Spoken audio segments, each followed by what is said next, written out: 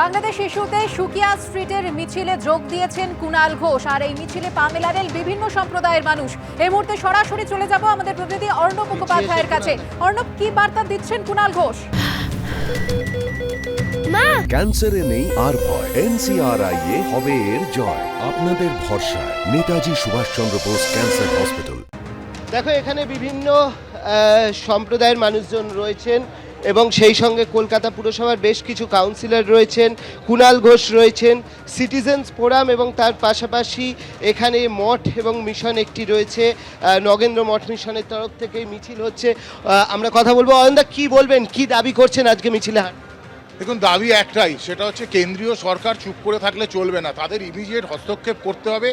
এইভাবে যেভাবে সংখ্যালঘু হিন্দুদের ওপর অত্যাচার চলছে, যে হিন্দু ভোট ব্যাংককে কাজে লাগিয়ে ওরা এখানে হিন্দুদের প্রতি সহানুভূতি দেখানোর চেষ্টা করে, আজকে বাংলাদেশের ক্ষেত্রে সেই পদক্ষেপ কেন নেবে না?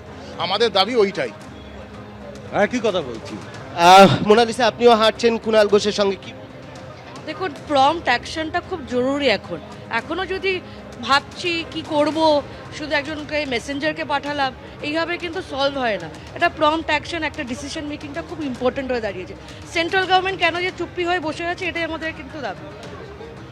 আমরা দেখতে পাচ্ছি যে এখানে কিন্তু কেন্দ্রীয় সরকারের বিরুদ্ধে তাদের বক্তব্য, এবং সেই বক্তব্য নিয়ে তারা এই মুহূর্তে মিছিল করছেন। কুণালদা, একটা জিনিস জানতে চাইবো, এই যে কেন্দ্রীয় সরকারের প্রতিনিধি যাচ্ছেন, যার দিকে সবাই তাকিয়ে রয়েছেন, আপনার মনে হচ্ছে যে এতে কোনো সুষ্ঠু সমাধান বেরোবে? বা বক্তব্য আমি আবার বলছি, এটা নগেন্দ্র মঠ এবং মিশন বাংলা সিটিজেন্স ফোরামের তরফ থেকে আমরা কর্মসূচি নিয়েছি। এটার মধ্যে কোনো রাজনৈতিক দলের কোনো বক্তব্য খুঁজবেন না, পরিষ্কার বক্তব্য। বিদেশ সচিব যেতেই পারেন, স্বাভাবিক রুটিন, কিন্তু এটা যেন লোক দেখানো কাজে পরিণত না হয়। তার কারণ গেলেন, বৈঠক হলো, যাদের পৃষ্ঠপোষকতায় হামলা চলছে তারাই ভুল বুঝিয়ে দিল, সেগুলো ভুল বুঝে তিনি ফিরে এসে বললেন দীর্ঘ বৈঠক হয়েছে 4 ঘন্টা 59 মিনিট। এইগুলো আমরা দেখতে চাই না, আমরা কার্যকরী পদক্ষেপ দেখতে চাই।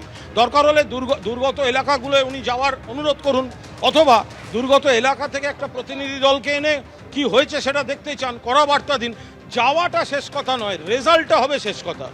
এই যে হিন্দু নিপীড়ন, তার মাঝখানে ঢাকার প্রাক্তন সেনাকর্মী তিনি বলছেন 4 দিনের মধ্যে কলকাতা দখল করব। কি এগুলো দায়িত্বজ্ঞানহীন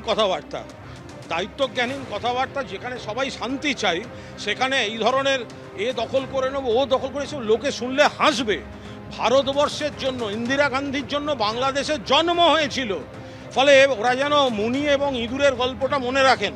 মুনি যেন ইঁদুরকে বাঘ বানিয়েছিলেন, আবার বাঘকে ইঁদুর বানাতেও কিন্তু মুনির সময় লাগেনি। অবশ্যই দেখলে স্পষ্ট বক্তব্য কুণাল ঘোষের, এবং এই হচ্ছে নগেন্দ্র মঠ এবং মিশন, যেখান থেকে এই মিছিল শুরু হয়েছে, এবং সেই মিছিল এই মুহূর্তে এই নগেন্দ্র মঠ এবং মিশনে এসে শেষ হচ্ছে। ধন্যবাদ অর্ণব।